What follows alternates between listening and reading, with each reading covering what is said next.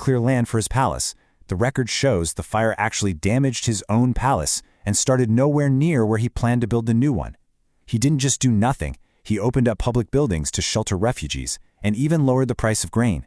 The facts just don't line up with the story at all. And get this, here is a fantastic piece of forensic evidence.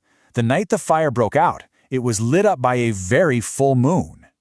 Now, if you're an arsonist trying to sneak around and start a massive fire in secret, that is literally the worst possible time you could choose. It really suggests the fire was probably just a tragic accident, not some grand conspiracy. But here's the thing. When the public is angry and demanding blood, evidence doesn't always matter. The city was gone, and the people needed someone to blame. And those nasty rumors about Nero, they just wouldn't die.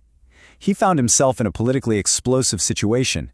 He needed a culprit, and he needed one fast. And this brings us to the next and really grim chapter of the story, which is all about this concept, scapegoating.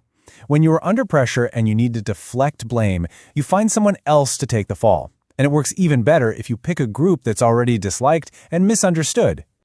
So let's just trace how this happened. First, you have the massive public outcry for justice. That puts immense political pressure on Nero. So to save his own skin, he shifts the blame.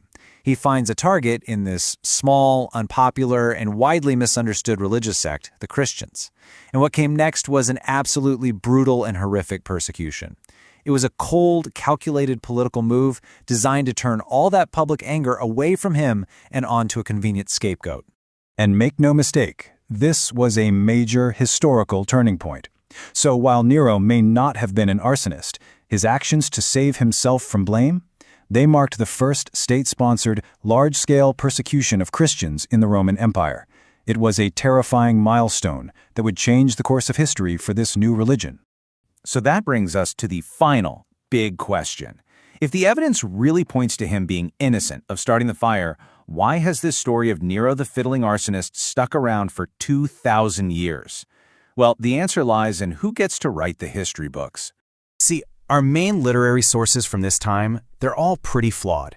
Tacitus is our best bet, but even he was critical of Nero. Other historians, like Suetonius, were basically ancient tabloid writers. They love repeating juicy gossip.